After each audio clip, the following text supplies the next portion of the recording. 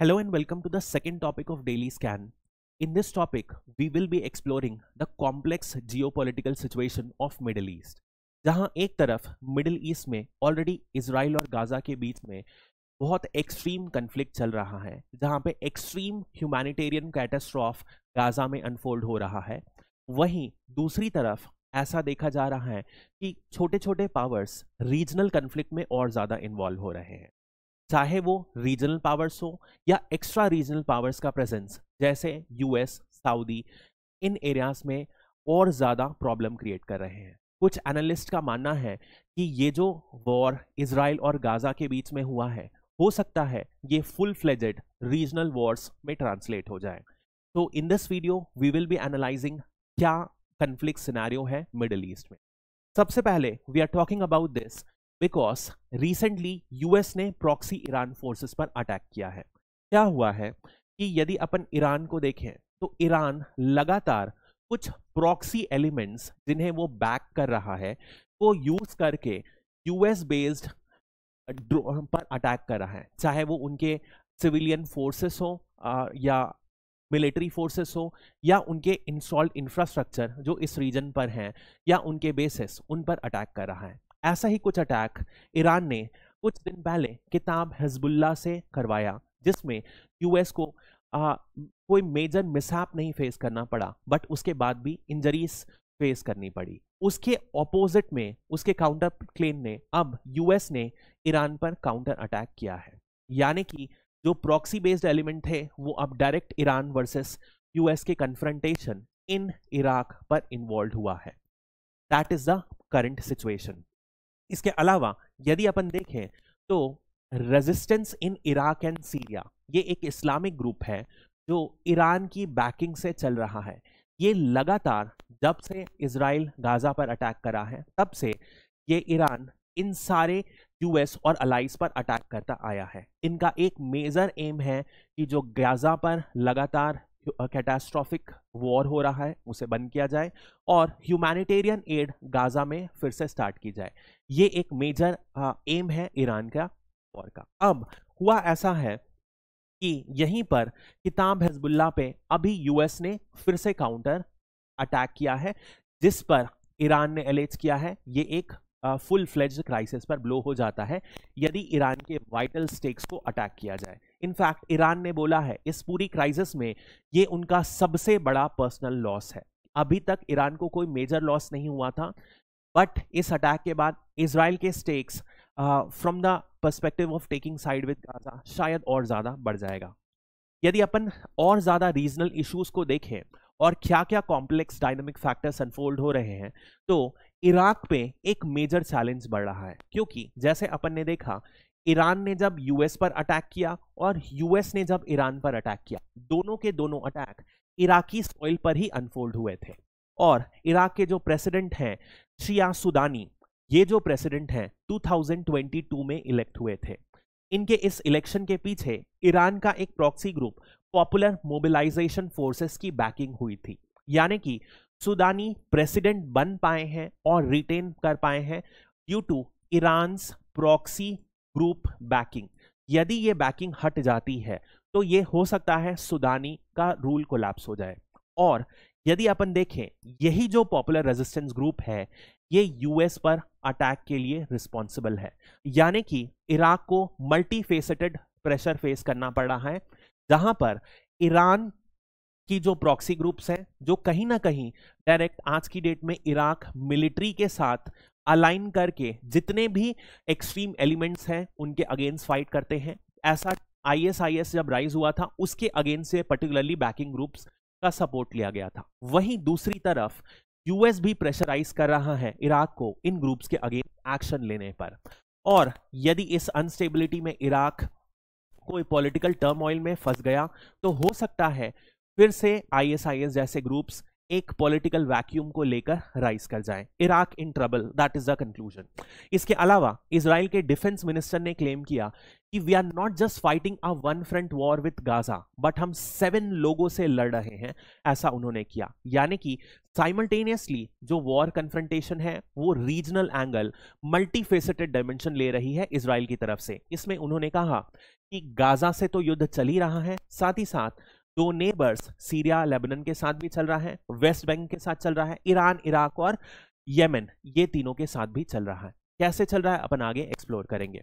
यानी कि एक तरफ गाजा वॉर चल रहा है, वहीं Israel is also involve in war with many other regional powers. That is what is the essence of this speech. सबसे पहला एक जो ऑलरेडी अपन ने देखा है इजराइल वर्सेस पैलेस्टीन, उसमें भी पर्टिकुलरली गाजा, कुछ एस्टिमेट्स बताते हैं, इनफैक्ट गाजा खुद ये एडमिट करता है, उनके हमास के ऑफिशियल स्टेटमेंट में बोला गया है कि more than 20,000 people have been killed and 50,000 से ज्यादा इंजर्ड हुए हैं।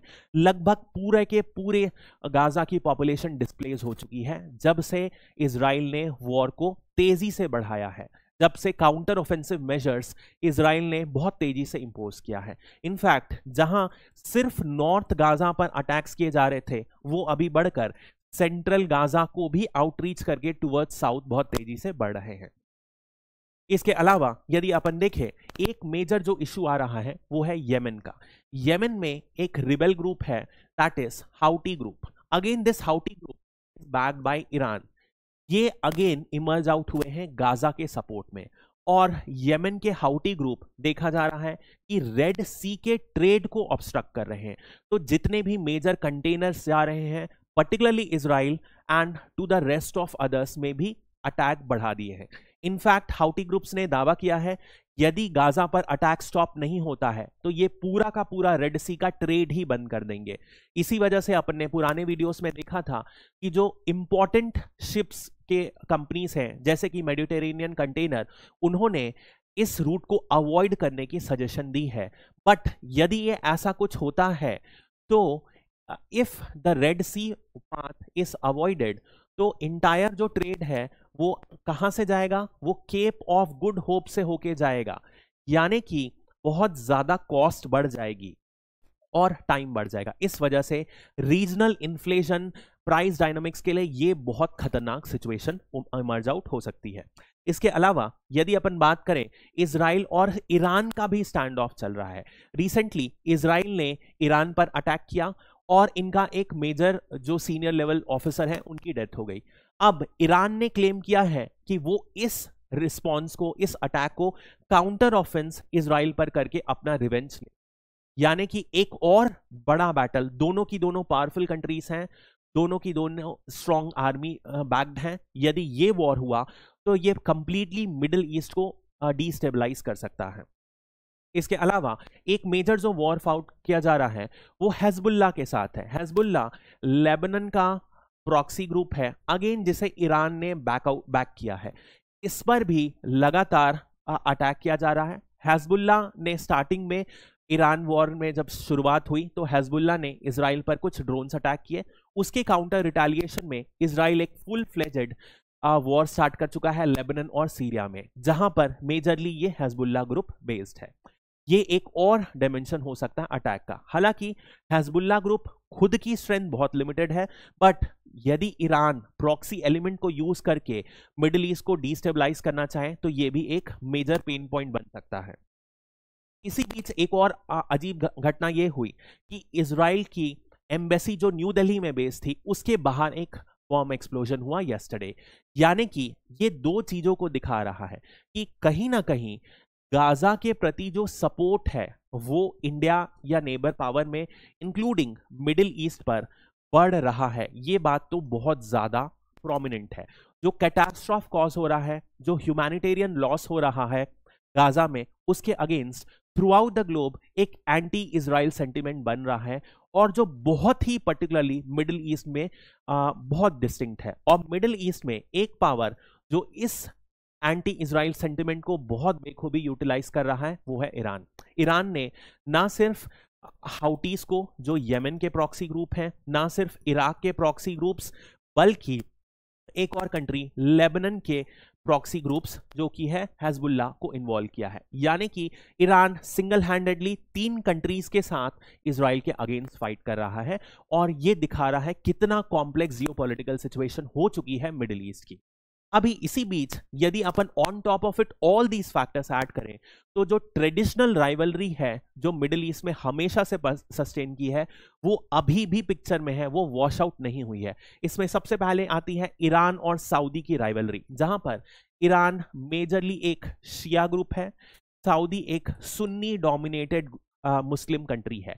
दोनों के बीच में बहुत बार प्रॉक्सी वॉर्स हुए हैं, जैसे कि फॉर एग्जाम्पल येमेन में जो सऊदी अरेबिया के साउथ में सिचुएटेड है, जहां पर 2018 से लगातार सऊदी अरेबिया बम्बिंग करते आया है, वहां पर हाउटीज जो ग्रुप हैं उनको ईरान ने बैक किया और इसके ऑपोजिट रिबेल ग्रुप को सऊदी ने सपोर्ट किया। यानी कि ईरान खुद सऊदी अरेबिया के बैकयार्ड में इन्वॉल्व करके दोनों से साथ प्रॉक्सी बैटल खेल रहा था पिछले 3 to 4 इयर्स के। अब इन्हीं ग्रुप्स को यूज करके इजराइल के साथ भी खेल रहा है। सेकंड मेजर जो है वो है ईरान इजराइल प्रॉक्सी कन्फ्लिक्ट, जो अपन अभी बहुत डिस्टिंक्टली देखे ही हैं। इसके अलावा अरब वर्सेस इजराइल एक और मेजर ट्रेडिशनल कन्फ्लिक्ट है, जहां पर जितने भी अरब कंट्रीज हैं, चाहे वो सऊदी हो, ईरान हो, सब के सब ने किसको बैक किया है? पैलेस्टीन को ट्रेडिशनली बैक किया है। बट इजराइल हमेशा से पैलेस्टीन का के 2 स्टेट सॉल्यूशन को अपोज करते रहा है। बट रिसेंटली अब्राहिम एकॉर्ड्स के बाद क्या हुआ था? अरब वर्ल्ड जो था वो कहीं ना कहीं इजराइल को एक्सेप्ट कर रहा था, और जो मेजर कंट्रीज हैं जैसे कि यूएई ने रिकॉग्निशन दिया था इजराइल को।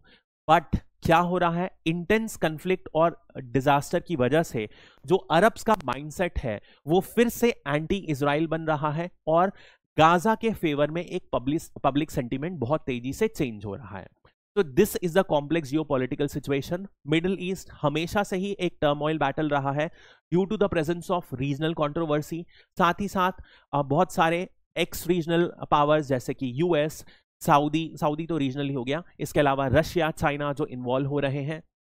ऑन टॉप ऑफ इट, यदि ये सारी सिचुएशंस कंटिन्यू रही, यदि वॉर बढ़ता है, तो इसके ग्लोबल रैमिफिकेशंस होते हैं which would not be limited to Middle East. ऐसी सिचुएशन में सिर्फ एक और एकमात्र सॉल्यूशन है कि जितना जल्दी हो सके इजराइल का जो गाजा के अगेंस्ट वॉर है उसे लिमिट किया जाए, जो कैटास्ट्रॉफ है उसे कम किया जाए, और ह्यूमैनिटेरियन असिस्टेंस गाजा में तेजी से बढ़ाया जाए। इसी बीच इजिप्ट ने एक सीज फायर प्लान प्रपोज किया है जो दोनों कंट्रीज को ऑन टेबल लाना चाह रहा है और आगे फ्यूचर पर्सपेक्टिव में ड्वेल करना है। It's time that the world explores the possibility of a ceasefire and peace in the Middle east.